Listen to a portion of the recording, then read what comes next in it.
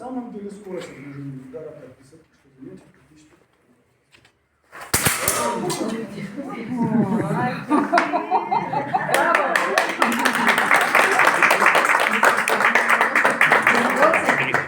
Соответственно, что рассказывать об этом было бы...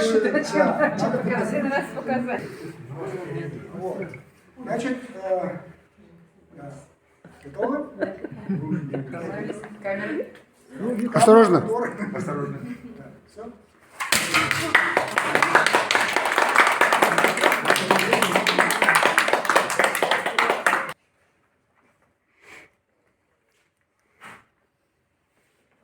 Значит, с кинжалом есть несколько типов ударов. Есть удар на длинной дистанции, но наиболее опасным является удар на короткой дистанции. Почему?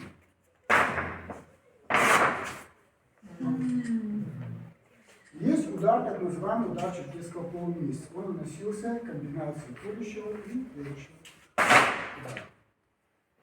Ну, если добавить такой смайлик.